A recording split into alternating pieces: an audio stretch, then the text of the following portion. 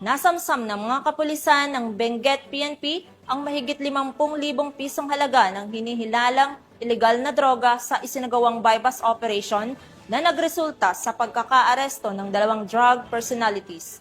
Ang operasyon ay bahagi ng pinaigting na kampanya kontra ilegal na droga sa rehiyon. Ang report kay Police Master Sergeant Lenny Valerio.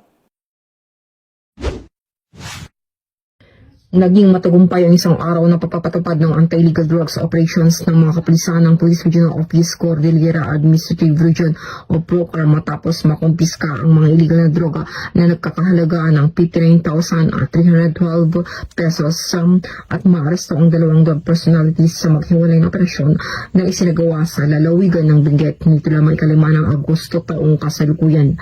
Sa isinagawang marijuana eradication operation, isang plantasyon ng marijuana na natamnam ng 240 grown marijuana plants at may standard drug price na 40,000 pesos ang nadiskubre ng mga pinagsanib na pwersa mula sa Bacon Municipal Police Station, Provincial Intelligence Unit, Provincial Drug Enforcement Unit ng Benguet Police Provincial Office at Regional Intelligence Division ng PROCAR, Regional Intelligence Unit 14 at Philippine Drug Enforcement Agency Cordillera sa Barangay Cayapa, Bacon, Benguet.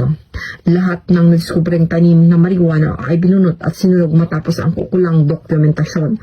Patuloy naman ang investigasyon upang matukoy ng mga iba pang posibleng taniman ng marijuana sa mga kalapit na lugar at mahuli ang mga responsable sa pagtatanim nito. Mula dito sa rehiyon ng Cordillera, ito ang iyong PNN correspondent, Police Master Sergeant Lenny Valerio, alagad ng batas, tagataguyod ng Balitang Pulis.